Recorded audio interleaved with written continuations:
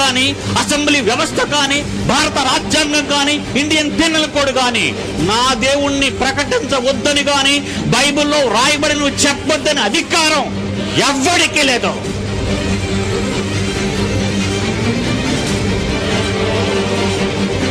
ఇది కాదనే మగాడు ఒకవేళ ఈ మైదానంలో ఉంటే come on, welcome to the stage.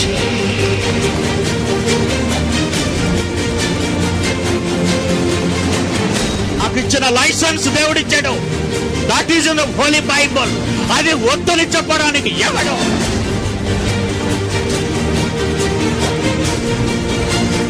నేను చెప్పిన మాటను ఉన్నది ఉన్నట్టుగా చెప్పిన మగాడు మనగాడు పుట్టాలని కోరుకున్నాడు. ఆయా తరాలలో ఆ మనుష్యుల మధ్య పుట్టించాడు. ఈ తరంలో నేరుగా మీ ముందుకు వచ్చాను. దేవుని పిల్లలారా, ఐ లవ్ యూ. మిమ్మల్ని నేను ప్రేమించాను.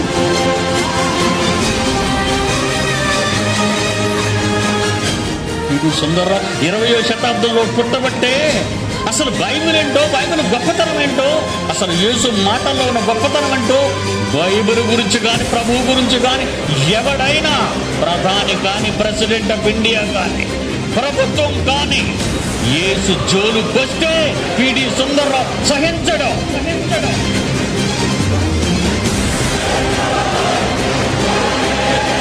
మీ ఆత్మలను రక్షించుటకు శక్తి గల వాక్యాన్ని సాత్వికంతో స్వీకరించండి.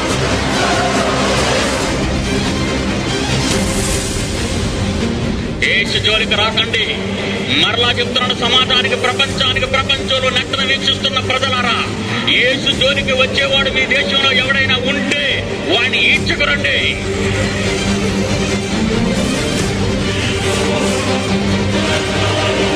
అదేనండి సింహగర్జన. అధికారపూర్వకంగా ప్రపంచ మేధావులారా కబడ్డారంటూ ఎవరెవరిని ఎలా ఓడించానో రాసిన పుస్తకం అండి.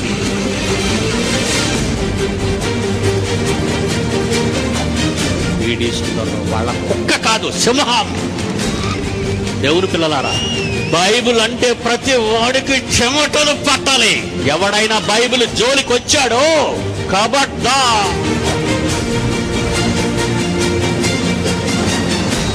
నీది తప్పు అనే మగాడు వేరెవడైనా ఉంటే పిడి సుందర్రావుని ఢీకోవాలి. అంత దమ్ములు ఇండియాలో ఉన్న ఏ ఒక్కడికి లేవని పిడి సుందర్రావుకు తెలుసు.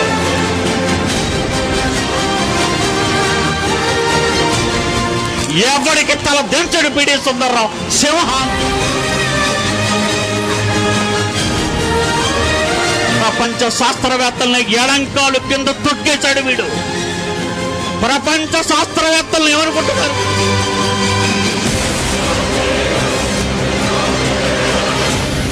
మిస్టర్ బలరాం సావర్కర్, జాగ్రత్త, నోరు పారేసుకుంటున్నావు.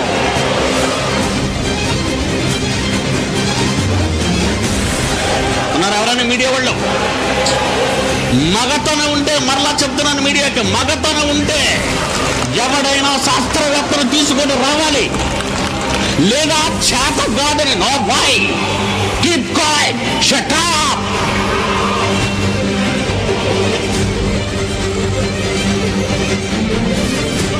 తొడగొట్టి సవాలు చేస్తున్నాను.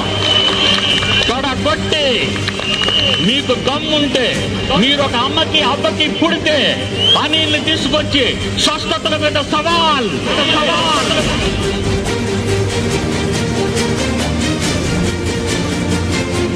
కత్తి పదునే కొంది పదును వచ్చాడా ప్రపంచానికి ఓడించి అప్పగిస్తాను. బాహాటంగా ఓడించి ప్రపంచానికి బాహాటంగా అప్పగిస్తాను. ఎవడు దొరుకుతాడని చూస్తున్నాను. ఎవడు వీడు? వాడే జయశాలి. వెండులో ఎవడికైనా ఒడుగు పుట్టిస్తాడు.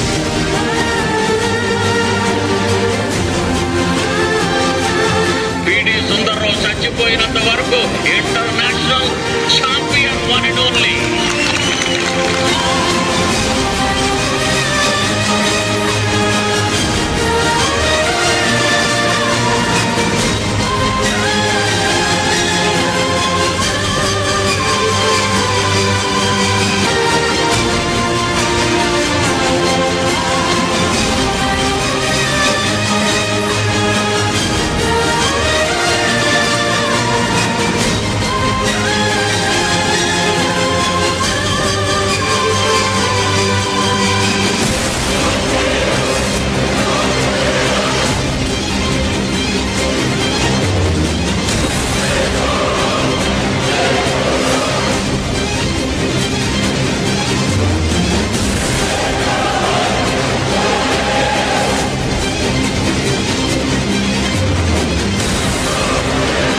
సింహగర్జన.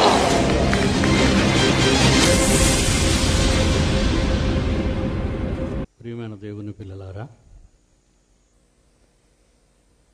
ఈ 24వ పడిలో నా జీవితంలో దేవుడిచ్చిన ఈ మహాజ్ఞాన గ్రంథాన్ని ప్రపంచ ప్రజలకు చూపించవలసిన అవసరత ఏర్పడింది. బైబిల్ అంటే ఒక మత పుస్తకం అని, చాలామంది ఇది విదేశీ పుస్తకం, విదేశీ మతం అని తెలియక జ్ఞానులు అనుకొని వాళ్ళు మాట్లాడుతూ ఉంటారు వెర్రి మాటలు. ఇది ఒక మత పుస్తకం అని, విదేశీ జ్ఞానం అని అంటున్నారు, విదేశీ మతం అని. క్రైస్తవులంతా విదేశాలకు పొండి అని జనతా పార్టీ హయా ఒకడు నోరు పారేసుకున్నాడు. కనుక ప్రియులారా, ఈ భారతదేశంలోనూ లేదా ఆరిన నేల మీద మానవ జన్మను పొందిన ఏ ఒక్కరైనా దేవుని పిల్లలు. ఈ పృథివీ లేదా ఈ నేల దేవుడు మనుష్యులందరికీ ప్రసాదించాడు.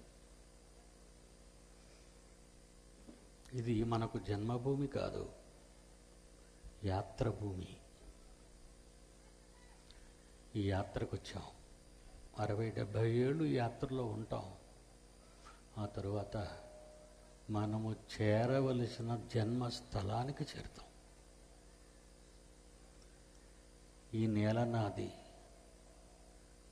ఈ నీరు నాది అని పాటలు పాడితే సరిపోదు. ఏది నీది కాదు.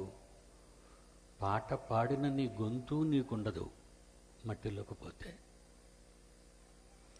ఈ మానవ జీవితకాలం మట్టుకు మనుషులు శాస్త్రాలు రాశారండి. అది వాళ్ళ సొంతంగా రాసింది కాదు. వృక్షాలు చూసిన వాడు వృక్ష శాస్త్రాన్ని రాశాడు. ఆకాశాన్ని చూసిన వాడు కాస్మాలజీ, అంతరిక్ష శాస్త్రాన్ని రాశాడు. ప్రకృతిలో కనిపించే ప్రతిదాన్ని చూసి రాశాడు. ఎవడికి ఓన్ నాలెడ్జ్ అంటూ ఏమీ లేదు శాస్త్రవేత్తకి. ఒక మంచి ఎగ్జాంపుల్ చెప్తాను మీకు. జగదీష్ చంద్రబోస్ నోబెల్ బహుమతి గ్రహీత. వృక్షాలకు ప్రాణం ఉంది అన్నాడు. మొన్న చెప్పాడు, కానీ యేసుప్పుడు చెప్పాడు. యేసుప్పుడు చెప్పాడు, నువ్వు విత్తినది చచ్చితేనే కానీ బ్రతికింపబడదు కదా. పోతుంది, అది పుడుతుంది, పెరుగుతుంది, చేస్తుంది. మళ్ళా విత్తనాన్ని నేలలో వేస్తే మళ్ళా పుడుతుంది, బ్రతుకుతుంది, చేస్తుంది. యోహాను సువార్త 12:24 ఉంది మాట. యోహాను సువార్త 12:24. గోధుమ గింజ భూమిలో పడి చనిపోకపోతే, అది ఒంటిగానే ఉండి అది చచ్చిపోతే విస్తారముగా, ఒంటిగా ఉంటే ఏమవుతుంది, అది చనిపోతే బ్రతుకుతుంది అన్నాడు. ఇది వృక్షశాస్త్రం. ఈ విషయంలో బహుమతి ఇచ్చారు ఎవరు, నోబెల్ కమిటీ వాళ్ళు జగదీష్ చంద్రబోస్కి. నాకు ఇవ్వాలనుకుంటే అన్ని బహుమతి వాళ్ళ దగ్గర ఉండవు కూడా.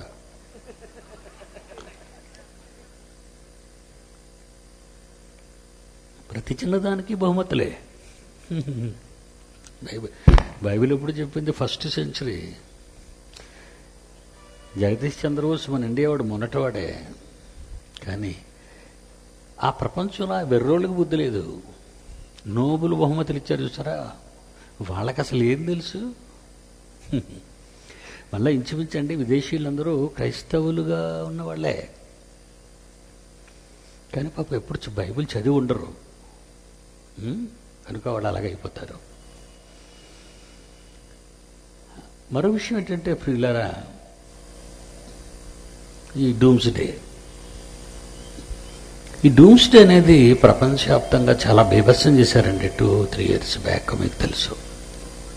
అంటే ఖచ్చితంగా 21 డిసెంబరు. అందుకే మేము 19, 20, 21 పెట్టాం. 19, 20, 21. అంటే 21కి ప్రపంచం ఉండదు, విశ్వం ఉండదు అని వాళ్ళు అనుకుంటున్నారు. ఈలోగా మాస్కోలో ఏం జరుగుతుందంటే కొన్ని ప్రాంతాల్లో, కొన్ని దేశాల్లో బంకర్స్లోకి వెళ్ళిపోతున్నారండి ప్రపంచ ప్రజలు. బంకర్స్ అంటే అండర్ గ్రౌండ్లో వాళ్ళు కట్టుకున్నారు, అండర్ గ్రౌండ్లో ఇల్లు కట్టుకున్నారు. అందులోకి పాలు, తర్వాత వాటర్, నీళ్లు, తర్వాత పెట్రోలు, జనరేటర్స్ పనిచేయటానికి డీజిలు, గ్యాసు అన్నీ లోపల పెట్టుకెళ్ళిపోయారండి. బెడ్షీట్లు, మంచాలు మొత్తం. సముద్ర మట్టానికి ప్రతి దేశంలో కూడా 100 కిలోమీటర్ల దూరంలోకి వెళ్ళిపోమంటున్నారు. ఎందుకంటే సునామీ రావచ్చు, ఏమంటే సముద్ర తీర ప్రాంతాలన్నీ కొట్టుకుపోవచ్చు. ఇలా ప్రపంచ దేశాలలో చాలామంది ప్రజలు ఈరోజు భయపడిపోతున్నారు ఏమైపోతుంది అని. భూగర్భాల్లోకి పోతున్నారు చాలామంది. 1994 నుంచి ఈ దయానీయ పరిస్థితులు ఉన్నాయండి. ప్రపంచాలను భయపెట్టేవాళ్ళు చెప్తున్నారు. నేను మీడియా వాళ్ళతో ఒకటే చెప్తానండి, ఎవడో అబద్ధికుడు చెప్పింది చెప్పావు, మరి ఒక సత్యవంతుడు చెప్పింది చెప్పాలిగా నువ్వు. ఛాలెంజ్ చేశానండి నేను. ఏమని ఛాలెంజ్ చేశానో ఒకసారి మీరు స్క్రీన్ల మీద చూడండి. నేను ఇప్పుడు ఛాలెంజ్ చేయటం లేదండి, 2009ని ఛాలెంజ్ చేశానండి. 2009కి ముందే మార్చి, ఏప్రిల్ నెలల్లోనే ఈ ప్రకటనలు విడుదలయ్యాయండి డూమ్స్డే గురించి. డిసెంబర్ 21 ప్రపంచం అంతా పోద్దని, యూనివర్స్ అంతా పోద్దని చెప్పారు. నేనేమైనా సవాల్ చేశాను, పబ్లిక్ మీటింగ్స్ అండి, ఇలా పబ్లిక్ మీటింగ్స్ వేలాది మంది ప్రజల మధ్య సవాల్ చేశాను. ఆ సవాలు మీరు క్లిప్స్, ఆ రోజు నేను చేసిన సవాల్ క్లిప్స్ మీరు దయచేసి లైట్స్ ఆఫ్తే మీరు చూడడానికి క్లారిటీ జాగ్రత్తగా వినండి, పెద్ద సౌండ్ ఇచ్చేయకండి. ఏనైనా లైట్స్ ఆఫ్ చేయండి ఆయన.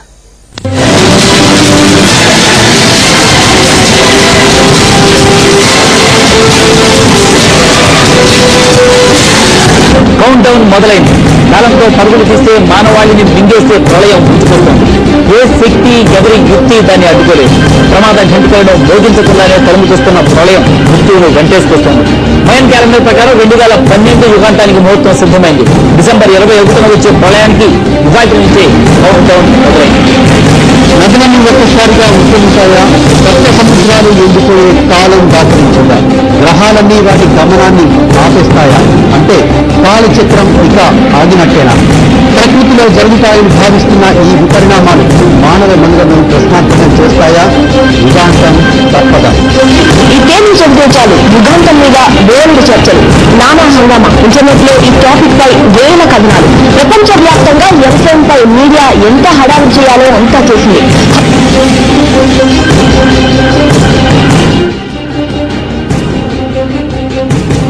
2012 డిసెంబర్ 21 అర్ధరాత్రి ఈ ప్రపంచం అంతానికి కాలం పెట్టిన ముహూర్తంగా విపరీత ప్రచారం సాగింది. కొందరు కాదన్నారు, కొందరు అవునన్నారు. ఈ విలయంపై సినిమాలు కూడా వచ్చాయి. అదంతా ఊహాజనితమని ప్రపంచం ఊపిరి పీల్చుకుంటున్న తరుణంలో ఇప్పుడు సడన్ గా 2012 మహాప్రళయం మాట నిజమేనని ఖగోళ శాస్త్రవేత్తలు నిర్ధారిస్తున్నారు. అంతే, విశ్వవ్యాప్తంగా కలవరం మొదలైంది. ప్రపంచమంతా అంతరించిపోతుందని మరికొందరు శాస్త్రవేత్తలు బల్లకొట్టి మరీ చెబుతున్నారు.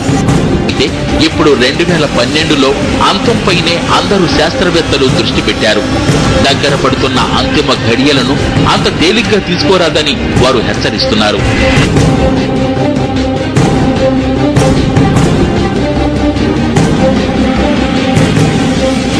1999 లేదా 2012 తర్వాత ప్రపంచం అంతం అవుతుందని ప్రఖ్యాత కాలజ్ఞాని నాస్ట్రోడామస్ కూడా జోస్యం చెప్పాడు.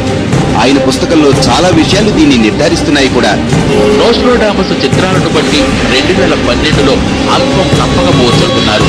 2012లో ఆకాశం నుంచి జరిగే పరిణామాలతో భూమిపై పెను ప్రమాదం ఏర్పడుతుందని నాస్ట్రోడామస్ జోస్యం చెప్పారు. ఇప్పుడు ఈ జోస్యం నిజమవుతుందని కొందరు బల్లగుద్ది చెబుతున్నారు. 2012లో యుగాంతం కానుందా? భూమి మీద ఉన్న వాళ్ళందరికీ లోకలు చెల్లిపోతాయి. ఇది నిజంగా నిజమేనా? ఇది ఎవరో చెప్పిన మాటలు కాదు, సాక్షాత్తు బ్రహ్మంగారి కాలజ్ఞానం చెప్తున్న భయంకరమైన వాణి. 2012లో అదే జరగనుంది. ఇది మేం చెప్తున్న మాట కాదు, బ్రహ్మంగారు ఏనాడో తన కాలజ్ఞానంలో చెప్పిన భవిష్యత్తు మాట.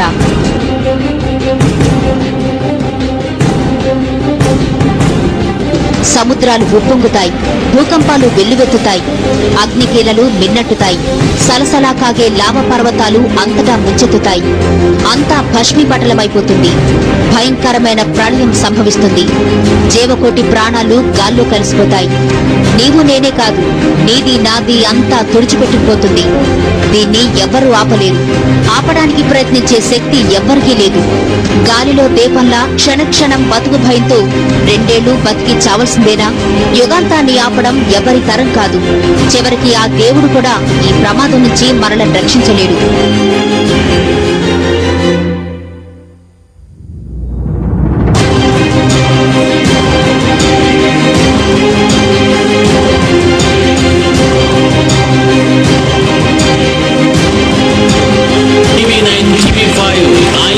ఇంకా ఎన్ని టీవీ ఛానల్స్ ఉన్నాయో, ఎవరైనా 2012 డిసెంబర్ 21 యుగాంతం జరుగుతుందని మీ బుద్ధిహీనుడైన శాస్త్రవేత్తలు తీసుకుని వేదిక మీద కరండి. 2012 డిసెంబర్ 21 యుగాంతం అయిపోతుందని నమ్మి వాడ ప్రకటనలు చూపిస్తున్న మీరు మగతన ఉంటే మీ శాస్త్రవేత్తలను తీసుకొని రండి, ఆహ్వానం పలుకుతున్నాను. బహిరంగ సభ. నేను ఓడిపోతే నిర్మిస్తున్న 2 కోట్ల బైబిల్ యూనివర్సిటీ ఇండియా మీకు రాసిస్తాను. నేను ఓడిపోతే ఇక్కడే వేదిక మీద రాసిస్తాను. 2012 యుగాంతం జరుగుతుంది డిసెంబర్ 21 మీరు అన్నట్టుగా, మీరు అనుకున్నట్టుగా జరుగుతుంది అనుకుంటే, నేను అన్నట్టుగా జరగదని అనుకుంటే, నేను నిర్మిస్తున్న బైబిల్ యూనివర్సిటీ ఇండియా విశాఖపట్నం 2 కోట్ల రూపాయలతో కూడిన భవనాన్ని మీకు విడిచిపెట్టేస్తాను. లేదా మీరందరూ యేసు ప్రభుని స్వరక్షకునిగా అంగీకరించి తీరాలి.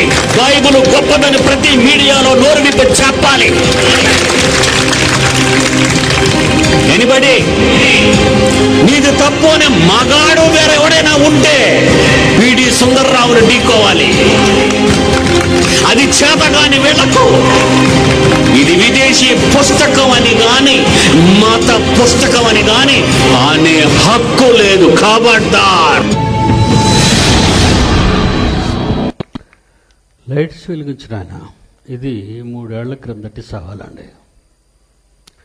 ఏంటి ఏదో పల్లెటూరులో చిలకొచ్చి గుడి చుట్టూ తిరుగుతుందని రోజంతా చూపిస్తాడండి మనకి ఈ మీడియా వాళ్ళు. ఎక్కడ దొరుకుతాయోనండి ఇవి? అలా పల్లెలు ఆ మూలలకు పోయి వెతుకుతుంటారు కానీ ఏదో న్యూస్ కావాలని. ఏదో ఒక పాము వచ్చి పిల్లాడితో ఆడుకుంటుందని చూపిస్తాడండి. ఎక్కడెక్కడో మారుమూల ప్రాంతంలో, హైదరాబాద్ తర్వాత గ్రేటర్ సిటీ విశాఖపట్నం. మీకు తెలుసు, హైదరాబాద్ తర్వాత గ్రేటర్ సిటీ విశాఖపట్నం. విశాఖపట్నంలో నేనున్నానని తెలిసి, నేను ఛాలెంజ్ చేస్తున్నానని చెప్పి, ఏమంటే ఇప్పటి వరకు ఒక శాస్త్రవేత్త కానీ ఒక భవిష్యత్తు జ్ఞానిని కానీ నాతో పోటీకి నిలబెట్టలేదండి. మీరు చూశారు కదా క్లిప్పింగ్. నేను కట్టిన బిల్డింగు ఈ పోటీ ఎలా ఉంటుందంటే నాది 2 కోట్లు, వాళ్ళది 5 పైసలు, అంతే కదండి. 5 NP 5 ఉన్నాయా పైసా. ఎందుకంటే యేసు ప్రభువు గొప్పవాడు, బైబిల్ గొప్పదని మీ మీడియాలో చెప్పండి. మీరు ఓడిపోతే ఇప్పటి వరకు రాలేదండి. ఇప్పుడు ఎవరైనా మీడియా వాళ్ళు ఉంటే ఇప్పుడు ఛాలెంజ్ చేస్తున్నాను. ఎవరైనా ఉన్నారా? ABN ఆంధ్రజ్యోతి, TV9,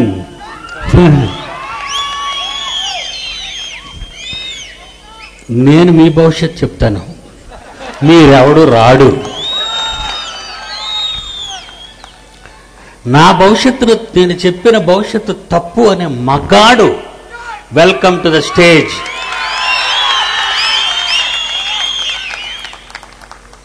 ₹100 కోట్ల ఉన్నాయని మీడియా పెట్టుకోవటం కాదు. నువ్వు మీడియా పెట్టుకుంటే నీ ప్రత్యర్థి మీద పడు, అంతేనా? నువ్వు మీడియా పెట్టుకుంటే రాజకీయ నాయకుల మీద పడు. తప్పు చేస్తుంది మీడియా. ఏమండి మీడియా మీద అసలు ప్రపంచంలో ఎవడైనా తిరుగుబాటు చేశాడా? పిడి సుందర్రావు ఎలా తిరుగుబాటు చేశాడో ఇప్పుడు మీరు చూస్తారు. ఒకసారి లైట్లు ఆపండి. మీడియా వాళ్ళు ఉండే ఉంటారులేండి, అక్కడక్కడ నెక్కుంటారు వీళ్ళు.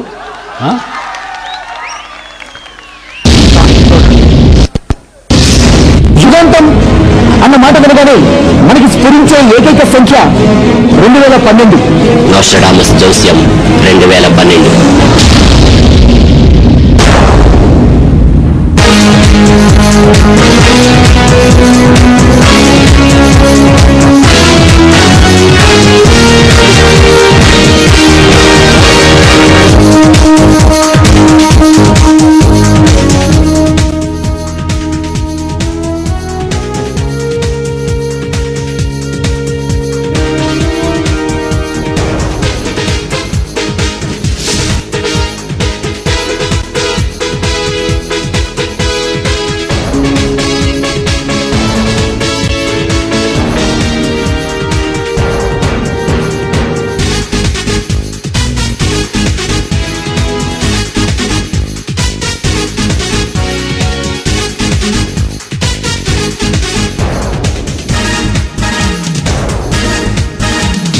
తెల్లని గుర్రములెక్కి యేసుని వెంబడించి బైబిల్ చేతబట్టి ప్రతి మనిషికి బుద్ధి చెప్పి దేవుడు లేడని చెప్పే వాడిత యుద్ధం, బైబిల్ తప్పని చెప్పే వాడిత యుద్ధం.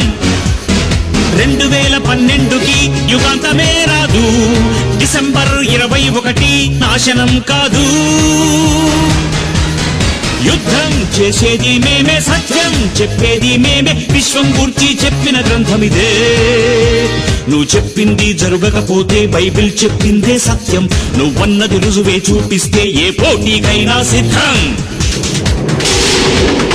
TV9, TV5, iNews, ఇంకా ఎన్ని టీవీ ఛానల్స్ ఉన్నాయో ఎవరైనా 2012 డిసెంబర్ 21 యుగాంతం జరుగుతుందనే మీ బుద్ధిహీనుడైన శాస్త్రవేత్తలు తీసుకుని వేదిక మీద రండి. బహిరంగ సవాల్.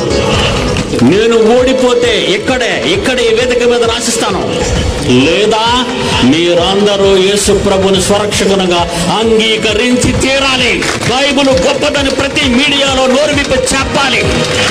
ఎదురే లేదు, బైబిల్ తప్పే కాదు, దేవుడు రాసినది గ్రంథమే. బైబిల్ ఎదురే లేదు, బైబిల్ తప్పే కాదు, దేవుడు రాసినది గ్రంథమే. రేపేమి సంభవిస్తుందో నీకు చేతనైతే చెప్పు, భవిష్యత్ జ్ఞానివి నీవైతే నాకేమి జరుగునో చెప్పు. బైబిల్ చెప్పని భవిష్యత్ ఎవడైనా చెబితే తప్పు. 2012కి యుగాంతమే రాదు, డిసెంబర్ 21 నాశనం కాదు. యుద్ధం చేసేది మేమే, సత్యం చెప్పేది మేమే, విశ్వం గూర్చి చెప్పిన గ్రంథమిదే.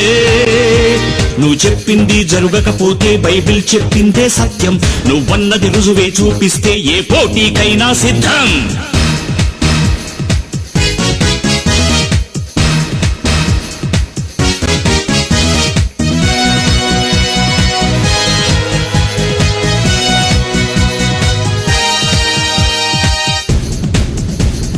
యేసు వస్తే యుగాంతం, విశ్వమంతా వినాశనం, తండ్రికే తెలుసు ఆ దినం, ఎవరికి చెప్పలేదు. యేసు వస్తే యుగాంతం, విశ్వమంతా వినాశనం, తండ్రికే తెలుసు ఆ దినం, దేవుడెవరికి చెప్పలేదు. మనిషి ఊహించి చెప్పిన మాటకు రుజువు చూపించగలడా? సృష్టికర్త వ్రాయించిన గ్రంథం మనిషి ఎదిరించగలడా?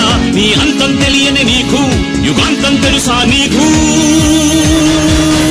యుద్ధం చేసేది మేమే, సత్యం చెప్పేది మేమే, విశ్వం గూర్చి చెప్పిన గ్రంథమిదే.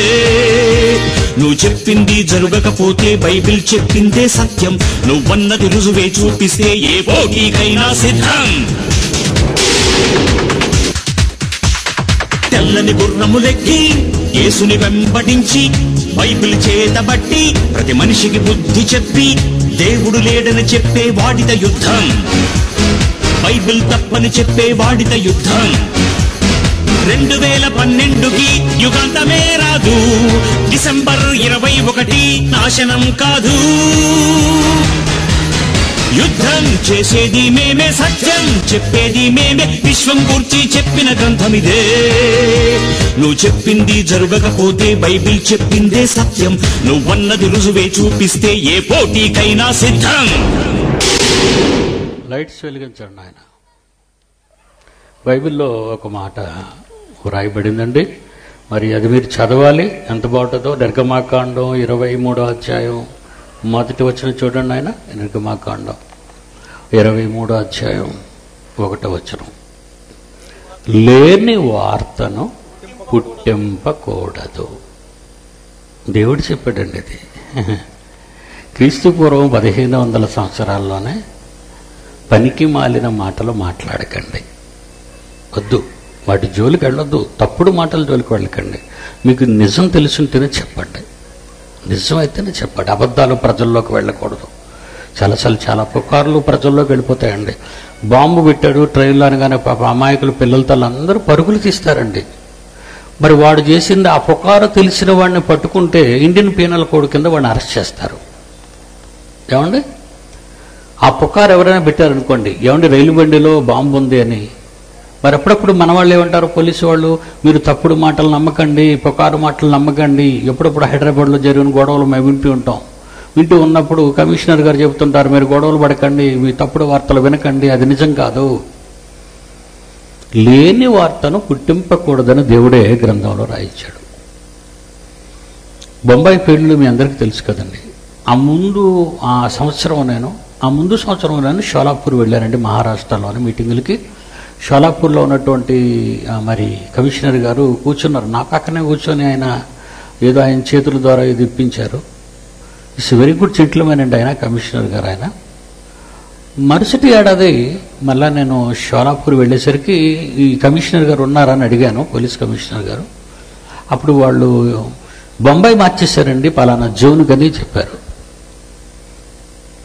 బొంబాయి కాల్పులు జరుగుతున్నప్పుడు జాగ్రత్తగా వినండి. బొంబాయి కాల్పులు జరుగుతున్నప్పుడు ఉగ్రవాదులు లోపల ప్రవేశించారు. అందులో ఒకడిని అందరూ చచ్చిపోయారు, ఒకడే కసబ్గాడు, వాడిని లేటెస్ట్గా వాడిని ఉరి తీసేశారు వాడిని. మరి వీళ్ళు పైనుంచి బొంబాయి హోటల్ తాజ్ హోటల్ గోడల్లోకి సందుల్లో దాక్కున్నారు. వాళ్ళు ప్రోగ్రామింగ్ చూస్తున్నారండి. వాళ్ళు టీవీ ప్రత్యక్ష ప్రసారాలు, ప్రతి గదిలో హోటల్లో ప్రతి గదిలో టీవీ ఉంటుందండి. ఆ టీవీ చూస్తున్నారు ఎవరో ఈ ఉగ్రవాదులు, ఈ టెర్రరిస్టులు. అప్పుడు మీడియా వాళ్ళు ఏం చేశారు తెలుసా? జాగ్రత్తగా మీరు వినండి. ఇప్పుడు మన కమిషనర్ గారు మరి తాజ్ హోటల్గా ఉత్తరాన్న మరి కమాండోల మధ్య నిలబడుతున్నారు, ఎత్తైన ఆకారం తనకంటే తప్పని షూట్ చేసి కొట్టేశారండి. బాగా వినాలి. ఈ మీడియా ఎంత తప్పు చేస్తుంటుందో మీకు చెప్పటానికి వద్దు. మీడియా వాళ్ళు మీరు జాగ్రత్తగా మీరు బ్రతకటానికి కాస్త అన్నం దొరకటానికి ప్రయత్నం చేసుకోండి, కానీ జనం మీద పడి బతకడానికి ప్రయత్నించకండి. మీరు ఏదో బెటర్ సొసైటీ అని చెప్పుకున్నంత మాత్రంలో ఎవరు అమాయకులు వింటారు, కానీ ఇంటలెక్చువల్ అనేవాడు ఎవడు కూడా వినడు మీ మాటలు. ఎందుకంటే మీ దగ్గర డబ్బులు ఉన్నాయి, మీడియా పెట్టుకున్నారు. మరి మీడియా పెట్టుకుని ప్రజలకు సేవ చేయండి.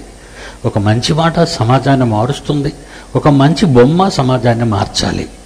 మరి అలాంటి మీరు ఎందుకు తప్పు చేస్తున్నారో నాకు అర్థం కావట్లే.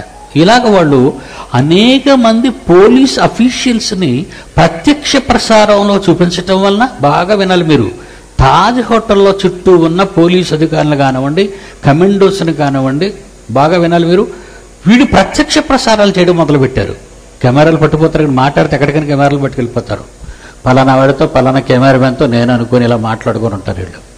ఏమండి, వీళ్ళు ఇలా మాట్లాడుతూ పోలీస్ అఫీషియల్స్ ఎక్కడైతే తాజ్ హోటల్ దగ్గర వాళ్ళు మోహరించారో ఆ అఫీషియల్స్ని వాళ్ళు పేరెత్తి, వాళ్ళు ముంబై వాళ్ళు కనుక పేరెత్తి చెప్పడం మొదలుపెట్టగానే ఉగ్రవాదులు తాజ్ హోటల్ నుంచి షూట్ చేశారు. చాలా మంది పోలీసు మంచి అధికారులను పోగొట్టుకున్నాం మనం ఆ రోజు. ఇష్యూ బొంబాయి హైకోర్టుకి వెళ్ళింది, ఆ తర్వాత సుప్రీంకోర్టుకి వెళ్ళింది. సుప్రీంకోర్టు చీఫ్ జస్టిస్ ఏమి రాశాడో ఇప్పుడు నేను మీకు చదువుతాను ఈ మీడియా మీద, జాగ్రత్తగా వినండి. న్యూఢిల్లీ, ముంబాయిలో దాడులను ప్రత్యక్ష ప్రసారం చేయడంపై సర్వోన్నత న్యాయస్థానం మీడియాను తీవ్రంగా తప్పుపట్టింది. 3 ఏళ్ల క్రితం చెప్పాడు పిడి సుందర్రావు, మీడియా వాడు వినలేదు. 3 ఏళ్ల తర్వాత మరి కోర్టు ఎక్కామంటే మరి అంతే కదండి, కోర్టు ఎక్కామంటే గాడిద ఎక్కినట్టే, ఎప్పటికో సెటిల్ అవుతుంది అది. ఈలోగా ఉరి తీసేశారు, అందరూ చచ్చిపోయినట్టే కదండి.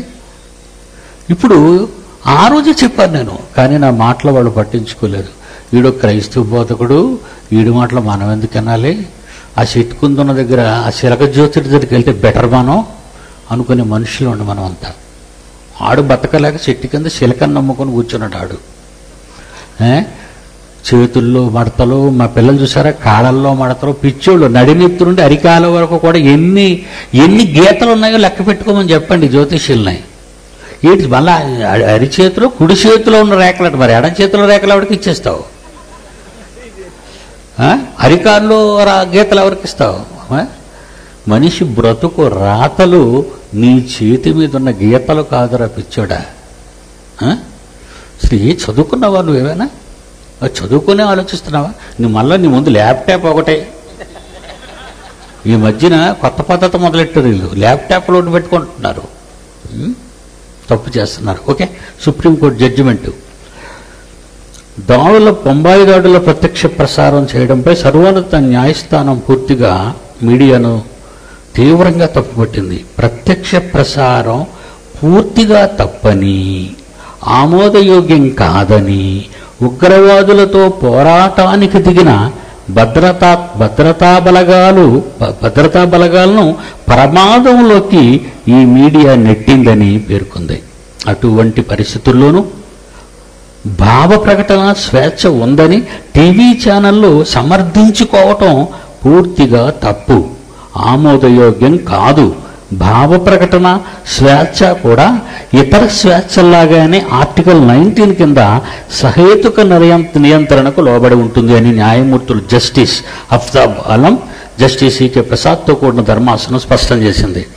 భద్రతా బలగాల కదలికలను ప్రత్యక్ష ప్రసారం చేయటం వారి లక్ష్యాన్ని కష్టంగా మార్చడంతో పాటు వారిని ప్రమాదకర పరిస్థితుల్లోకి నెట్టింది అని ఆక్షేపించింది న్యాయస్థానం. ప్రత్యక్ష ప్రసారం చేయటంలో దేశ ప్రయోజనాలు లేవు, సమాజం కోసమూ కాదు. ఏమండి, దీన్ని హెడ్డింగ్ ఏమని ఇచ్చారంటే మీడియాకు సుప్రీంకోర్టు మొట్టికాయి అని ఇచ్చారు. వీళ్ళు ఎన్ని మొట్టికాయలు తిన్నా ఏమండి, ఈ మధ్యన పోలీసుల దగ్గరకు రాని కేసులు కానివ్వండి, కోర్టులోకి వెళ్ళిన కేసులు కానివ్వండి, ఇప్పుడు వీళ్ళు ఎలాగైపోయారంటే స్పెషల్ సిబిఐ మీడియా గ్యాంగ్లా తయారైపోయారండి. వీళ్ళే బ్లాక్మెయిల్కి దిగడం మొదలుపెట్టారు. మీకు అర్థమైందా? పోలీసులు మీడియా కెమెరా రాగానే పోలీసు వారి దగ్గరికి వెళ్ళామండి, మాకేం న్యాయం జరగలేదండి, ఆ ఎస్ఐ గారు ఏదో మాట్లాడేశారండి, ఇక మాకు ఎవరండి న్యాయం చేస్తారు? మరి మీడియా వాళ్ళు మీరే కదండి. చూసారా, ఇలాంటివన్నీ తీసుకొచ్చి దేశాధికారాన్ని అమలు చేయటానికి, ప్రజల మధ్య శాంతి సహనం పరిస్థితులను క్రమపరచడానికి కదండి పోలీసులంతా ఉన్నారు. మరి వాళ్ళ మీద నువ్వు అవిశ్వాసంతో మరి ప్రభావితం చేస్తున్నావు జనాలంటే, అంటే ప్రజల్ని పోలీసులకు తిరుగుబాటు చేయమనా? చూసారా, ఎవరి మీద కోపం ఉంటే వాళ్ళని, అతను సిఐ కానివ్వండి, ఈవెన్ మన ఆంధ్ర రాష్ట్ర గవర్నర్కి తివారీకే తప్పలేదు బాధల వల్ల. మీకు అర్థమైంది కదండి. ముసలోడు ఎవరో ఆడదాంతో రాజభవన్లో ఉన్నాడని అబ్బాబ్బాబ్బాబ్బాబ్బాబ్బా 24 గంటలు ఆ బూతు బొమ్మలేనండి. దానివల్ల ఏమైనా ఉపయోగం ఉందండి? గవర్నర్ అంత వాడే లేడు కానీ నేను చేస్తే ఏమొచ్చిందంటారు రేపు పొద్దున్న కలెక్టరు.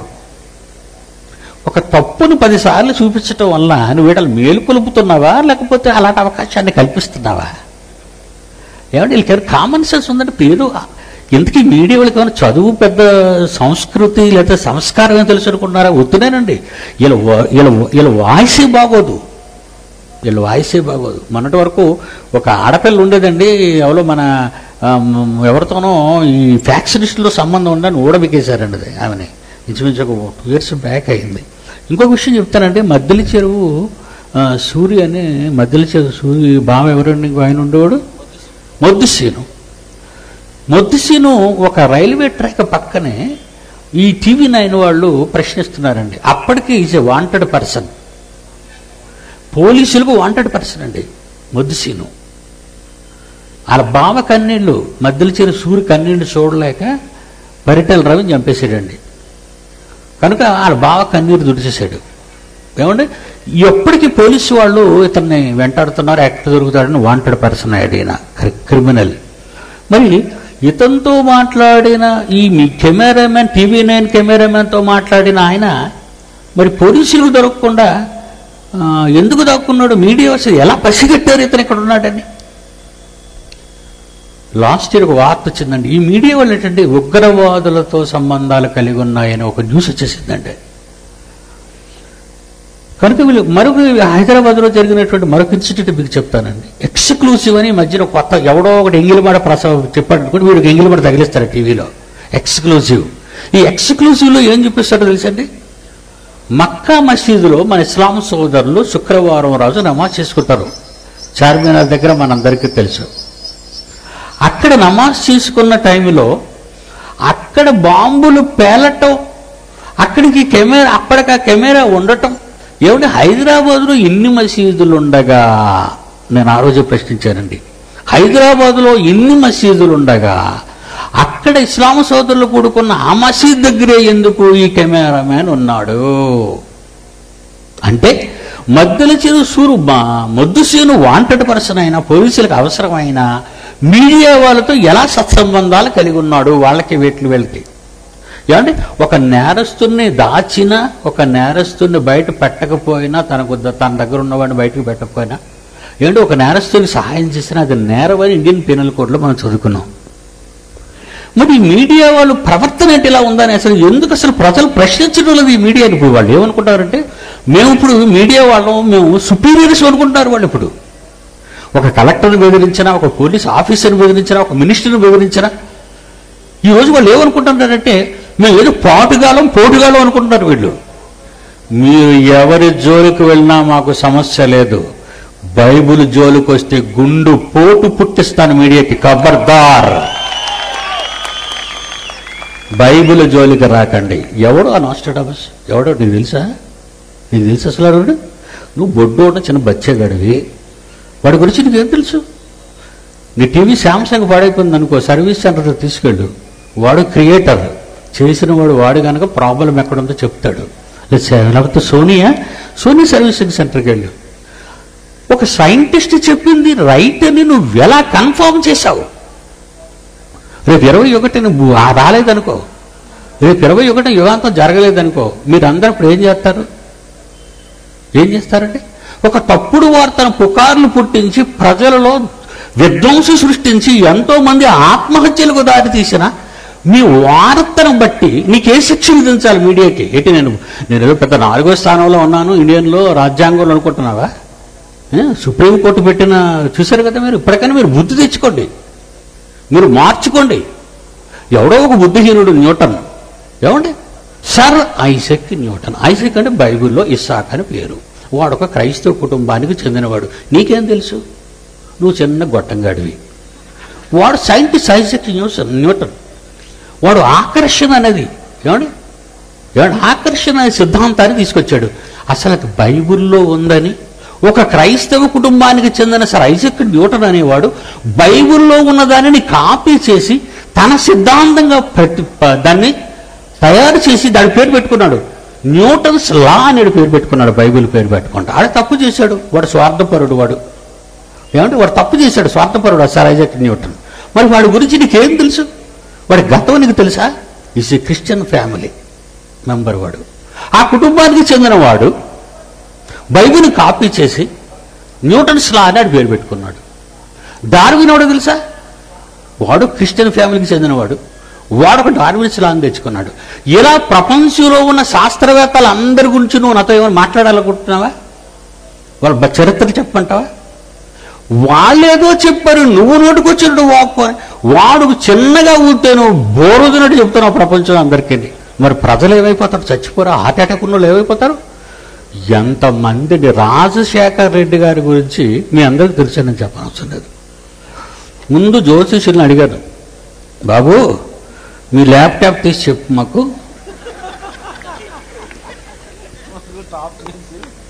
అయ్యి బాబు సీఎం గురించి నా దగ్గరికి వచ్చాడంటే ఇంక ఈ ట్యాప్ మీద చాలాసేపు ఈ ట్రాప్ చేయడానికి చూస్తున్నాడు న్యూస్ మీడియా వాడిని. జ్యోతిష్కుడి దగ్గరికి వెళ్తే రాజశేఖర్ రెడ్డి గారు బాగున్నారా లేదా? ఈ న్యూస్ మీడియా వాళ్ళు ఎవరి దగ్గరికి వెళ్తారండి? ఈ భవిష్యత్తు జ్ఞానం దగ్గరికి వెళ్తారు. వీడు ల్యాప్టాప్ తీసి ఈయన్ని ట్రాప్ చేస్తే, ఈ ట్రాపింగ్ న్యూస్ మనకి వినిపిస్తే అమ్మయ్య సురక్షితంగా ఉన్నారు అనుకుంటాం మనం. కాసేపు పోయిన తర్వాత చచ్చిపోయాడు. ఏట్రా నీ భవిష్యత్తు? నీ ముఖానికి ఒక ల్యాప్టాపా? ఈ చేతి గీతలు మడతల దగ్గర ఏదైనా మడిస్తున్నప్పుడు గీత పడుతుంది, పడదా? ముసలైపోతే ఇదిగో నా పీక దగ్గర అన్నీ మడతలే. ఈ రేఖలు అనుకుంటే ఎలాగా? ఇవి రేఖలా? కొంతకాలం తర్వాత దీన్ని పీకేసి మట్టిలో పడేస్తారు దీన్ని.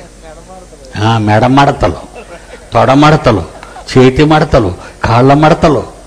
ఈ మడతలకి రేఖలంటే వీటి బ్రతుకు గీతలు అనుకున్నావా? అవి ఇటు పాఠం బాగుందని చెప్తున్నావా?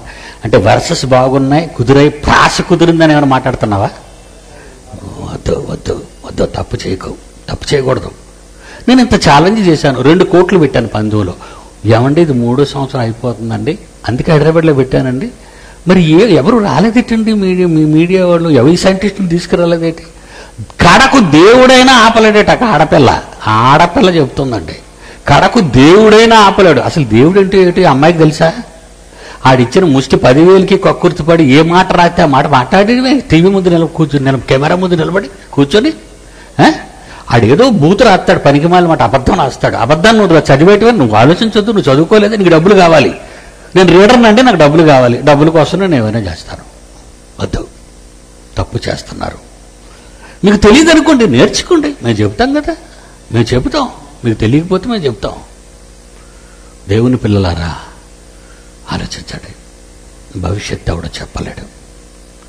ఈ సృష్టిని చేసింది ఎవరు? దేవుడు. వాడు నమ్మడు. వీడు నమ్మడు, సైంటిస్ట్ నమ్మడండి. అందరూ వాళ్ళకి నమ్మకం లేదు. ఎందుకంటే ఇంచుమించు సైంటిస్టులు నాస్తికులు ఎక్కువండి. వీళ్ళు నమ్మరు యేసు ప్రభుని. నమ్మకపోగా సృష్టి ఎప్పుడో పుట్టింది? 1500 కోట్ల సంవత్సరాలు అయింది. నువ్వెంత కలవరా బతుకుతావు? ఒక 60-70. నీ మొహం తగలట్ట. 100 కోట్ల క్రితం కూడా సృష్టి గురించి నువ్వేటి చెప్తావు? మట్టి మెదడు ఎంత ఉంటుంది నీకు? నీ మీద ఎద్దుకే ఎంత మెదడు ఉంటుందిరా? నీకు ఉంది మెదడు, జంతువుకున్నట్టు. సుఖమే ఉంది. నిన్నగాక మొన్న పుట్టి శతాబ్దంలో 6 అడుగులు ఎత్తు లేవు, 3 అడుగులు వెడల్పు లేవు. ఈ చేతులకి కాళ్ళకు 1/2 కేజీ మాంసం ఉండదు. నువ్వు భవిష్యత్తు గురించి ఈ విశ్వం ఎప్పుడు నాశనం అవుతుందో చెప్తావా? బచ్చ శాస్త్రవేత్త, నువ్వు చాలా చిన్నోడురా, నీకేం తెలియదురా. రే నాన్న, సింహగర్జన అనే పుస్తకం చూడండి మీరు. సింహగర్జన 2004లో ఉత్తరాన్ని రాశానండి. ఎవరికి అనుకున్నారు? ఓ నాసా శాస్త్రవేత్తలు నష్టపెడుతుంటారు కదా మాటికి. ఆ దరిద్రులకు రాశాను ఉత్తరం. చూడండి, ఆ బుక్లో ఉంటుంది, ఫస్ట్ లెటర్. ఏమని రాశాను తెలుసా? ఒరే బడి పిల్లల్లారా, ఒరే ఎలిమెంటరీ స్కూల్ గుంటల్లారా, ఇలాగే రాసి చూడండి. ఏట్రా మీకు తెలుసు? కొలైడర్ గురించి నేను చెప్తాను, అడిగిరారా? హ్యూమన్ జీనోమ్ ప్రాజెక్టా? హ్యూమన్ జీనోమ్ ప్రాజెక్ట్ ఏడు మనిషికి 1200 సంవత్సరాలు చేస్తారా మీరు? రండి నా దగ్గర రండి. ఆడెవడు తీసుకురండి వాడిని. ఏమండి, ఈరోజు ఎన్నైతే క్లోనింగ్ కానివ్వండి, కొలైడర్ కానివ్వండి, హ్యూమన్ జీనోమ్ ప్రాజెక్ట్ కానివ్వండి, బయోస్పేర్ కానివ్వండి, వీళ్ళు చేసిన ప్రయోగాలన్నీ అట్టర్ ఫెయిల్యూర్. మొన్న ఏం జరిగింది? దైవకణం దొరికిందన్నాడు. అడిగినోడు ఎవరు లేడు, ఏదిరా దైవకణం అని. వీడికి దొరికిందట. ఏది మరి? చంద్రమండలాన్ని నీకంటే ముందు అమెరికా వాళ్ళు పైకి వెళ్ళారు. అందులో ఆర్మ్స్ట్రాంగ్ అనేవాడు ఒకడు ఉన్నాడు, పాపడు క్రైస్తవుడాడు. ఏట్రా తెచ్చావంటే రాళ్ళు తెచ్చాడటాడు. ఏం తెచ్చాడు? చంద్రశిలలు. రాళ్ళు అంటే అది బాగోదని, ఖరీదుగా ఉంటుందని చంద్రశిలలు తెచ్చాడట. ఏం చేసావు ఆ శిలల్ని? మ్యూజియంలో అద్దాల బీరువాలో పెట్టాడు. ఏంటి ఆ రాళ్ళు ముక్కలు చూడడానికి మేము అంతా రావాలి అక్కడికి? భూమి మీద మాకు రాళ్ళు లేవురా? ఎన్ని కోట్లు ప్రజాధనాన్ని మింగేశారా మీరంతా అమెరికన్స్? మానవుడి మధ్యన మొదలెట్టండి, మేము కూడా చంద్రయానం చేసేస్తామని. వద్దు, తప్పు చేస్తున్నావు. భూమి మీద ఉన్నవే నీకు ఇంకా సరిగ్గా తెలీదు. తెలిసే పని మాకు భూమి మీద ఉన్నవన్నీ తెలిసిపోయిందని చెప్పనండి ఎవరినైనా. గ్యాస్ పడినంత వరకు గ్యాస్ అక్కడ ఉందని ఎవరికి తెలీదు. పడిన తర్వాత అమ్మా ఇక్కడ గ్యాస్ దొరికింది, అమ్మా ఇక్కడ డైమండ్స్ దొరుకుతున్నాయి, అమ్మా ఇక్కడ ముత్యాలు దొరుకుతున్నాయి అంటున్నావు. నీకే తెలియని ఎన్నో సంగతులు నువ్వున్న నేల మీద ఉన్నప్పుడు నీకేం తెలుసు? విశ్వం గురించి మాట్లాడుకుందాం. ఈరోజు శాస్త్రవేత్తను అడగండి, నాయన విశ్వం గోళాకారంలో ఉందా, విశ్వం దీర్ఘచతురస్రాకారంలో ఉందా, విశ్వం స్తూపాకారంలో ఉందా అని అడిగితే ఒకడంటాడు స్తూపాకారం. వీడి బాగా తెలిసినట్టు, వీడి ముందుకు 20 పుస్తకాలు, వీడి వెనకాల ఒక 50 పుస్తకాలు షో. వీడు ఒక సైంటిస్టు. యూనివర్స్ మీద, ఖగోళ శాస్త్రం మీద పరిశోధకుల్లో ఎవరినైనా అడగండి మీరు, ఒరే ఈ మాట అడగండి, విశ్వం గురించి నీకేమని తెలుసా? విశ్వం ఇప్పుడు ఒకడు విస్తరిస్తుంది అంటున్నాడు, ఒకడు సంకోచిస్తుంది అంటున్నాడు, ఒకడు విస్తరిస్తుంది అంటున్నాడు, ఒకడు సంకోచిస్తుంది అంటున్నాడు, ఒకడు స్తూపాకారం అంటున్నాడు, ఒకడు దీర్ఘ చతురస్రాకారం అంటున్నాడు. ఈ దరిద్రులందరూ 4 గుడ్డోళ్ళు ఏనుగుని చూసడానికి వెళ్ళారని మా చిన్నప్పుడు పాఠంలో చదువుకున్నానండి. 4 గుడ్డోళ్ళు ఏనుగుని చూడడానికి వెళ్ళారట. ఒరే మొదటి గుడ్డోడా ఏనుగు ఎలాగ ఉందంటే ఒళ్ళంతా తడి గోడలాగా ఉంది సార్ మాస్టర్ గారు అన్నాడట. రెండో వాడిని అడిగట, ఒరే రెండో గుడ్డోడు నువ్వు చెప్పరా ఏనుగు ఎలాగ ఉందరా అంటే కాలు పట్టుకున్నట్టున్నాడు, స్తంభంలాగా ఉంది మాస్టర్ గారు అన్నాడట. ఒకడు తోక పట్టుకున్నాడు కదా, తాడులాగా ఉంది మాస్టర్ గారు ఏనుగు అన్నాడు. ఒకడు ఏమంటే చెవి పట్టుకున్నాడట, చేట్లాగా ఉంది మాస్టర్ గారు అని. ఇంతకీ 4 గుడ్డోలు చెప్పింది రైటా? అదండి శాస్త్రవేత్తల పరిశోధన ఫలితం. మాస్టర్ చెప్పాలా ఏండి? మాస్టర్ గారు చెప్పాలి. విశ్వాన్ని ఎవరు చేశారు? మాస్టర్ గారు చెప్పారు. క్రియేటర్, సృష్టికర్త. బైబిల్లో విశ్వం ఎలా ఉందో చెప్పబడిందండి ఎక్కడైనా? బైబిల్ ఉంది, ఎందుకు లేదు? మమ్మల్ని అడగడం మేము చెప్తాం. మమ్మల్ని అడిగితే మా బడిలో జాయిన్ అయిపోతే మేము చెప్తాం. యాకోబు రాసిన పత్రిక క్రీస్తు పూర్వం 60వ శతాబ్దంలో రాయబడిన 60వ సంవత్సరంలో రాయబడిన మాట అండి. క్రీస్తు శకం సుమారు 60వ సంవత్సరంలో యాకోబు పత్రిక రాయబడిందండి బైబిల్లో అండి. 3వ అధ్యాయం చూడండి, 6వ వచనం చూడండి. విశ్వం ఎలా ఉందో చెప్తున్నాడు అక్కడ. ప్రకృతి చక్రము ఏం కాకుండా పడేసేటండి దాన్ని. ఆయన మేకర్ అండి, ఆయన ఈజ్ ఎ మేకర్, క్రియేటర్. ఆయన దేవుడు, ఆయన సృష్టించాడు. నువ్వు సరిగ్గా 6 అడుగులు ఎత్తులేవు, 60 కేజీలు బరువు లేదు, నువ్వేటో చెప్తే మేము ఎలా నమ్మేటండి? బఫూన్గలు అనుకున్నావు మమ్మల్ని, క్రైస్తవుల్ని? ఏమండి దేవుడు ఏమని చెప్పాడండి ప్రకృతి గురించి? చక్రం, ఇట్స్ ఎ వీల్. ఇది దీర్ఘచతురస్రాకారం ఉంటాడేంటి? అరే బెత్తం దొక్కుంటే శాస్త్రవేత్తను కూర్చోబెట్టేయాలి. అరే నువ్వు చెప్పరా గుడ్డి వెదవా, నువ్వు చెప్పరా. ప్రకృతి స్తూపాకారంలో ఉంది మాస్టర్ గారు, పాటమని కొట్టండి. చక్రం రా, పుస్తకంలో ఉంది చక్రం, టెక్స్ట్ బుక్ ఉంది మన దగ్గర. ఏమండి ఏమనుంది? ప్రకృతి చక్రం. ఇప్పుడు ఎందుకే చక్రంలో ఉందా, నా దీర్ఘచతురస్రాకారంలో ఉందా నీకు తెలియడం అవసరమా చెప్పు? ఏనుగు మీద కూర్చున్నావు, నెమ్మదిగా కూర్చో, అది తీసుకెళ్తుంది. ఏమండి ఏదైనా పెద్ద విజిలేసినా హార్న్ కొట్టాడు అనుకో ఎవడైనా, నువ్వు మీద ఉండవు, దానికి కాలు కింద పడి లోపల ఉన్నవన్నీ బయటకు వచ్చేస్తాయి. ప్రశ్నించకు, ప్రకృతిని అనుభవించరా పిచ్చి సన్నాసి. ప్రశ్నించకురా ప్రకృతిని, అది దేవుడు చేసిందిరా. Is a creator. కలిగి ఉన్నదేదియో ఆయన లేకుండా కలగలేదని కన్న తండ్రి చెప్పిన మాట నీకు వంట పట్టడం లేదా? మంచి మాట చదువుతామండి, మంచి మాట చదువు. కొరింథీయులకు రాసిన మొదటి పత్రిక 15వ అధ్యాయం. కొరింథీయులకు రాసిన మొదటి పత్రిక 15వ అధ్యాయం ఎంత బాగుంటుందండి. ఎంత ఎప్పుడు చెప్పేశాడండి మాటలన్నీ ఆయన, ఎప్పుడు చెప్పేశాడు. ఏమంటే 2వ అధ్యాయం చూద్దాం. మొదటి అధ్యాయంలో ముందు మనం 19వ వచనం చూద్దామండి. మొదటి అధ్యాయంలో కొరింథీయులకు రాసిన మొదటి పత్రిక మొదటి అధ్యాయం 19. జ్ఞానుల జ్ఞానమును నాశనము చేతును, వివేకుల వివేకమును శూన్యపరుతును. 20వ వచనం. జ్ఞాని ఏమయ్యను, శాస్త్రి ఏమయ్యను, శాస్త్రాలు తెలిసినవాడు. ఈ లోకపు తర్కవాది ఏమయ్యను, ఈ లోక శాస్త్రవేత్తల జ్ఞానమును దేవుడు వెర్రితనముగా చేసి ఉన్నాడు కదా. ఏంటండి బైబిల్ అంటది విదేశీ పుస్తకం. ఇది ఎవరన్నారు? మరి న్యూటన్స్ అలా తెచ్చుకొని యూనివర్సిటీలో బోధిస్తాను, అది విదేశీ జ్ఞానం కాదా? డార్విన్ సిద్ధాంతం తెచ్చుకొని మీ బడిలో పెట్టి చదువుకుంటున్నావు, అది విదేశీ జ్ఞానం కాదా? విదేశీ బుక్ చదవటం లేదు నువ్వు, బైబిల్ ఒక్కటే విదేశీ పుస్తకమా? నీకైనా బుద్ధి ఉందరా? ఆలోచించి మాట్లాడుతున్నావా? ఏమైనా ఆలోచించి మాట్లాడుతున్నావా? విదేశాలలో ఉన్న శాస్త్రవేత్తలు రాసిన సిద్ధాంతాలను విశ్వవిద్యాలయాల్లో బోధింపబడుతున్న ఈ వేళ బైబిల్ను విదేశీ మత వండానికి జాగ్రత్త, నీ నల్లగుండెలో నిద్రపోతాను. బైబిల్ విదేశీ పుస్తకం కాదు. చిన్ననాటి నుండి నువ్వు చెడ్డీలు వెయ్యక ముందు నుంచి చదువుతున్న పుస్తకాలలోని జ్ఞానం, శాస్త్రం అన్నది వచ్చింది అంటే అది విదేశాల నుండి. వాళ్ళకెలా వచ్చిందంటే బైబిల్ కలిగిన క్రైస్తవులు వాళ్ళంతా. ఏం తెలుసు నీకు మాట్లాడదాం? మధ్యలో వచ్చిన ఏమంటామంటే తగులకు మధ్యలో వచ్చిన రే నీకు ముందు వెనకట్లేదు పో అంటాం. తగులకు ఎవడన్నా మధ్యకి వచ్చేది అనుకోండి, అప్పుడు మధ్యలో మనం ఏమంటాం? రే నీకు ముందు వెనక ఏమని తెలుసా? తెలియదండి, పో ఇక్కడి నుంచి అంటాం. అలాగే ఈ శాస్త్రవేత్తలందరినీ అంటాను, పోరా నీకేం తెలుసు, నీకేం తెలుసు? నీ లా అని చెప్పుకున్నావు కనుక అమాయకులు మా ఇండియన్స్ నమ్మేశారు. అది డార్విన్స్ లా, అది న్యూటన్స్ లా అనుకుంటున్నారు వాళ్ళు. అది కాదు.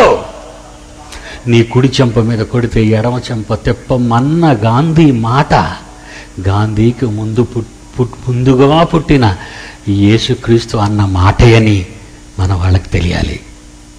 అవునా? తను చంపిన గాడ్సేని చంపొద్దు, ప్రాణభిక్ష పెట్టండి, బ్రతకనివ్వండి అన్నాడు గాంధీ. ఆయనకు ముందు పుట్టిన క్రీస్తు తను చంపిన వారిని ఏ శిక్ష విధించొద్దు అన్నాడు మరణిస్తూ యేసుక్రీస్తు. ఎక్కడివి మాటలు? ఎవరివి మాటలు? ఎక్కడో వినబడుతున్న మాటలు.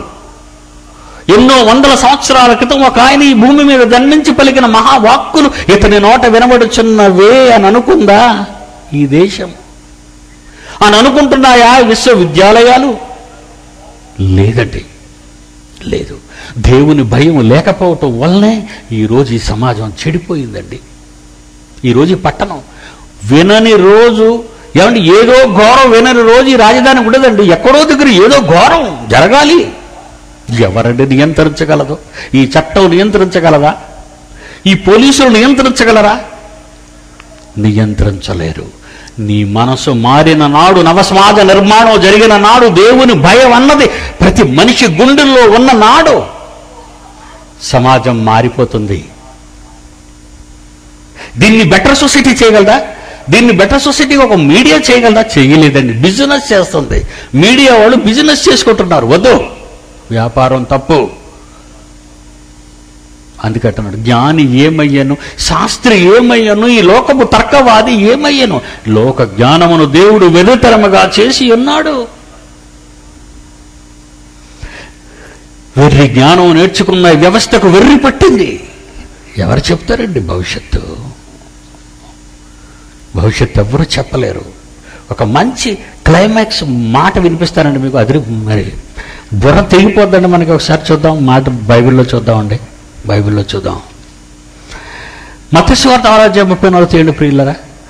ఏమండి, విశ్వం ఎలా ఉందో ఇంకా విశ్వశాస్త్రవేత్తలు ఇంకా ఇంకా పాపం వెతుకుతున్నారండి. వాళ్ళు వెతుకుతున్నారు, మనం ఆన్సర్ చెప్పేస్తున్నాం. వాళ్ళకి ఎదిగి అక్కడికి వెళ్ళేసరికి తిరిగి రాడండి. లేకపోతే ఇక బతికుంటాడండి. వీడికి 60 ఏళ్ళ జీవితం, 70 ఏళ్ళ జీవితమే కదండి. ఏమండి, ఈ మాట చూడండి, 6:34. జాగ్రత్తగా వినాలి మీరు ఈ మాట. శాస్త్రవేత్తకు తెలియని మాట. యేసుప్రభు అంటున్నాడు, రేపటిని గూర్చి చింతింపవద్దు. రేపనే ఒక దినం వస్తుంది కదా, 24 hours a day. 24 hours a day. రేపంటూ ఒక దినం వస్తుంది కదా, ఆ దినం దాని సంగతులు అది చింతిస్తుంది. రేపు వచ్చే రోజట ఏం చెయ్యాలో ఆ రోజుకే ఇచ్చేటాడు దేవుడు ఆ పవరు. బాగా మళ్ళా చదువుతాం, మళ్ళా అర్థం చేసుకొని ట్రై చేయండి. రేపటిని గూర్చి మీరు ఆలోచించకండి. రేపని ఒక దినం వస్తుంది. రేపు రోజు అండి, రేపు వచ్చే దినం 20వ తారీఖు. దాని పేరు గురువారం. రేపు వచ్చేది గురువారం కదండి. గురువారం ఏమి చెయ్యాలో గురువారానికే తెలుసట. గురువారం ఏమి చెయ్యాలో గురువారానికే తెలుసు నాయన. గురువా లేదా శిశువా, ఆ దినానికి తెలుసు. నువ్వెందుకు వర్రేపి గజగజలాడిపోతున్నావు? అంటే సూర్యోదయం మొదలుకొని తిరిగి సూర్యోదయం వరకు 24 గంటలున్న ఆ దినంలో 60 గంటకు 60 నిమిషాలు ఉన్నాయి. 60 నిమిషాలకు ఒక్కొక్క నిమిషానికి 60 సెకనులు ఉన్నాయి. ఏ సెకనును ఏది సంభవించాలో గురువారంలో ఉన్న ఆ రోజులో ఉన్న 24 గంటల్లో ఒక గంట, ఆ గంటలో ఉన్న 60 నిమిషాల్లో ఒక నిమిషానికి 60 నిమిషాలు, ఒక నిమిషంలో ఉన్న 60 సెకనుల్లో ఆ సెకనే జరిపిస్తుందట నీ కథంతా మార్చడానికి. మరలా చదువుతానన్నమాట. బాగా వినాలి, మీరు బాగా వినాలి. యేసన్న మాట ఇది మతబోధ అనుకున్నారట చాలా మంది. రేపటి దినమును గూర్చి నువ్వు ఆలోచించొద్దు. రేపటి దినము దాని సంగతులు నాయన నేను ఆ దినానికి హ్యాండ్ ఓవర్ చేశాను, ఏం జరగాలో భూమి మీద దానికి తెలుసని కిందకు వచ్చేసరికి ఏమన్నాడు చూడండి, ఏ నాటి కీడు, ఎవరికండి కీడు? దినానికే. ఏడు రేపు గురువారం మాసిపోద్దా, గురువారం సిరిగిపోద్దా, గురువారం చెడిపోద్దా, సిరిగిపోద్దా, మాసిపోద్దా, రాకుండా పోద్దా? గురువారం వస్తుంది, కానీ వస్తే నువ్వు ఉంటావో లేదో నీకే తెలీదు. పెళ్ళికెళ్ళాడు, మాసంతో బాగా తిన్నాడు. ఏమండి ఎందుకు మార్నింగ్ వెళ్ళిపోయాడు పాపం, తెల్లవారి కారులో. పార్లమెంట్ మెంబర్ తెలుగుదేశం ఎర్రవనాయుడు గారు ఏమండి మా సిటీ విశాఖపట్నం వచ్చాడు. పాపం సడన్గా యూటర్న్ తీసుకుంది హైవేలో. చెన్నై వెళ్ళేది, భువనేశ్వర్ వెళ్ళే హైవే అండి అది, రణస్థలం. ముందు వెళ్తున్న ట్యాంకర్ లారీ యూటర్న్ తీసుకున్నాడు సడన్గా. ఈ సడన్గా తీసుకోవటం వల్ల ఎర్రవనాయుడు కూర్చున్న ఆ భాగం వెళ్ళి లారీకి భయంకరంగా ఢీకొంది, చచ్చిపోయాడు. అది ఏ క్షణం, ఆ క్షణం ఏ నిమిషంలోది, ఆ నిమిషం ఏ గంటలోది, ఆ గంట ఏ రోజులోది. ఇప్పుడు చదవండి వచ్చినది యేసన్న మాటలు, ఆయన నోట జాలువారిన మాట ఈ మానవ సమాజానికి అర్థం కాలేదరా. మతం అనుకున్నారు, మతం కాదు ఇది.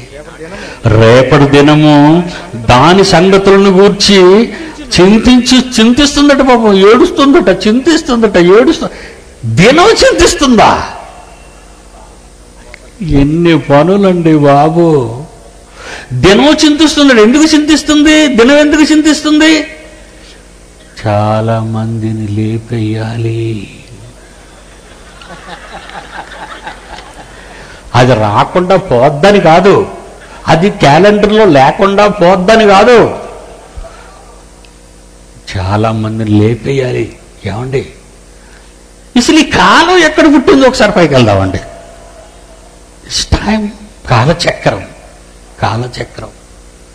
ఈ కాలచక్రం అనేది మానవ కాలచక్రం ఒకటి ఉంది, ప్రకృతి కాలచక్రం ఒకటి ఉంది.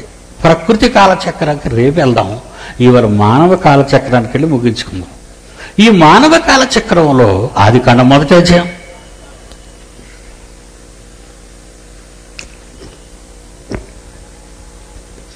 ఆదికాండం మొదటి అధ్యాయం 14వ వచనం. దేవుడు పగటిని రాత్రిని వేరుపరచునట్లు ఆకాశ విశాలమందు అంతరిక్షంలో జ్యోతులు కలుగునుగా కనపలికాడు. అవేం చేయాలంటే భూమి మీద నరులకు మాత్రమే, భూమి మీద నరులకు సూచనలు, కాలములు, దిన సంవత్సరములు సూచించుటకై అవి రావాలి అని కోరుకున్నాడు. మానవ కాలచక్రం భూమి తిరగడంతో తన చుట్టూ తాను తిరుగుతూ, సూర్యుని చుట్టూ తిరుగుతూ, చంద్రుని తన చుట్టూ తిప్పుకుంటూ దినాలు, వారాలు, నెలలు, సంవత్సరాలు. కాలచక్రం, మానవ కాలచక్రం ఇది. మానవ కాలం. ఆదికాండంలో అస్తమయమైన ఉదయం కలుగా 24 గంటలు అయిందనుకోకండి, అది విశ్వచక్రం, అది ప్రకృతి చక్రం, అది కొన్ని వందల కోట్ల సంవత్సరాలు. ఆ రోజు ఈ రోజు ఒకటి అనుకుంటే నువ్వు వెర్రివాడు అయిపోతావు. ఆ చక్రంలో, ఈ కాలచక్రంలో ఎన్నున్నాయంటే కాలములు తెలపాలట, మాసములు తెలపాలట, దిన సంవత్సరాలు తెలపాలట. ఎవరి కోసం ఇవన్నీలాగా? మానవులకు ఏ కాలచక్రాన్ని అయితే దేవుడు ఇచ్చాడో అదే కాలచక్రంలో మీ పాపాలకు ఫుల్ స్టాప్ పెట్టమన్నాడు. మీ టోటల్ క్యాలిక్యులేషన్స్ అన్నీ ఆయన కావాలన్నాడు. ఈ బాధ్యత దినానికి ఇచ్చాడండి. ఈ బాధ్యత కాలానికి ఇచ్చాడు.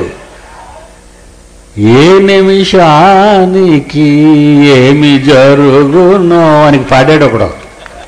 భలే పాడాడు. అర్థం కాకపోయినా నీకు తెలీదు, అదే పాడాడు. ఏ నిమిషానికి ఏమి జరుగునో ఎవరు హించగలరు. ఆహా, పాట రోజుకి పాడితే బాగుండు. మనం తయారైపోతాం, మేక అయిపోతాం, సూట్ వేసుకుంటాం, టై కట్టుకుంటాం, ఎలాగున్నానంటే అలాగుంటా. నువ్వు ముందర అంటాడు, మెత్తపోతాడు, బయటికి వెళ్ళిపోతాడు. కాలానికి అప్పగించాడు నీ నీ నీ నీ జనన మరణాలు, నీ జనన మరణాలు, నీ జనన మరణాలు. కాలం 1949 నవంబర్ 20 పిడి సుందరరావు జననం. మనకి రెండే గుర్తుంటాయండి, జననం మరణం. మధ్య ఎవడబ్బ సొత్తు? నీ ఇష్టం వచ్చినప్పుడు తాగుబోతుగా, తిరుగుబోతుగా, దోచుకునే వ్యక్తిగా, కబ్జాదారుడిగా బతుకుతావా? ప్రతి నిమిషానికి లెక్క, ప్రతి సెకండ్కి లెక్క. ఏనాటి కీడు అంటే నాటి కీడు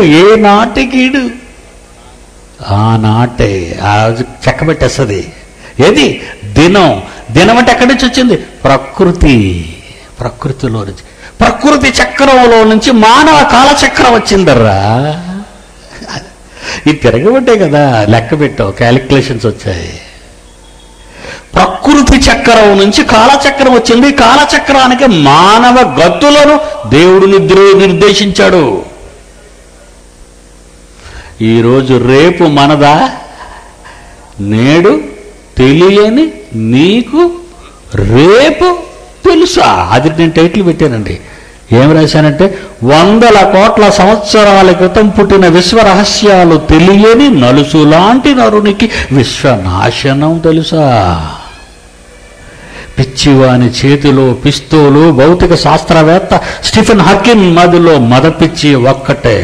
మయన్మార్ క్యాలెండర్ మోసం, న్యూటన్ న్యూసెన్స్, ఐన్స్టీన్ ఇగ్నోరెన్స్ లను బట్టి 2012 డిసెంబర్ 21వ తేదీన విశ్వనాశనం అని విర్రవీగుతూ లేని కాని వ్రాని వార్తలతో అమాయక ప్రజలను ప్రపంచ మీడియా మోసగిస్తుందా? కాలం గురించి వాళ్ళకేం తెలిసిన ఆయన?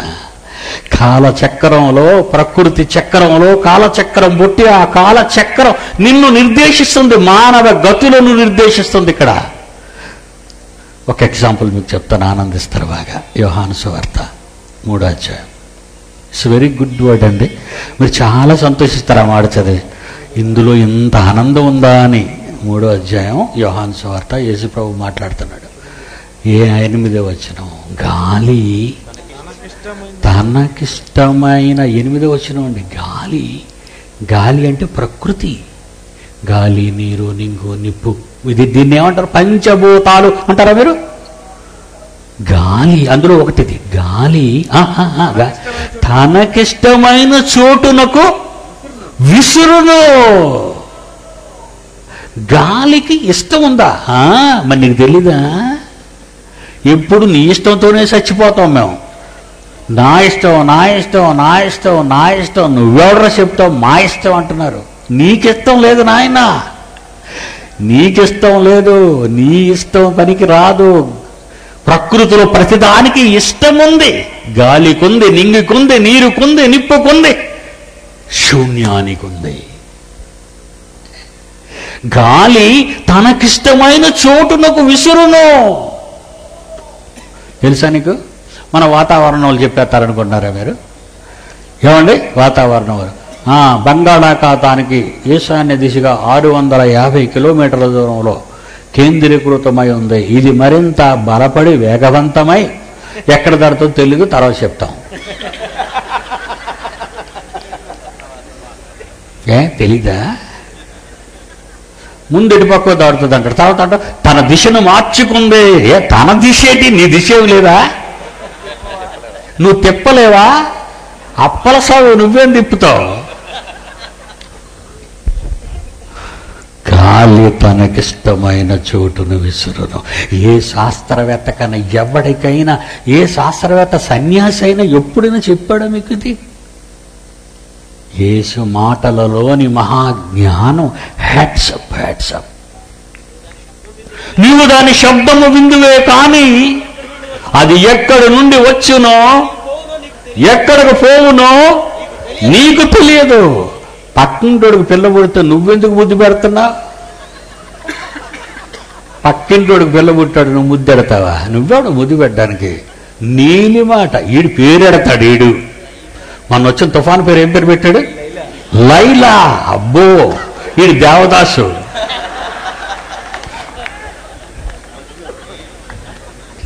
మధ్యలో కత్తిరున్నా ఏంటి? విల్మా, రేటా. ఏంటండి అంటే పక్కోడికి పిల్లబడి దేవుని చేతిలోని ప్రకృతి ధర్మం జరుగుతుంటే నువ్వేం పేరెట్టుకొని, నీ పేరు పెట్టుకొని చస్తావు పరిగెత్తు ముందు, తర్వాత దానికి పేరెడుతు కానీ తర్వాత ముందు పరుగులు తీను, బంకర్స్లోకి దూరిపో. ట్విస్టర్ వస్తుంది, లేపుతుంది. ఇప్పుడు ఎందుకు? కాలచక్రంలో ఆ కాలచక్రానికి నీ బ్రతుకు చక్రం, 60-70 ఏళ్ల సంవత్సరాల చరిత్ర కాలచక్రానికి అప్పగించాడు గనుక ఈ ప్రకృతి చక్రంతో నీ కాలచక్రంలో నీ ముగింపు ఎప్పుడు జరుగుతుందో నీకే తెలియదే. ప్రకృతి నాశనం తెలుసురా బచ్చ.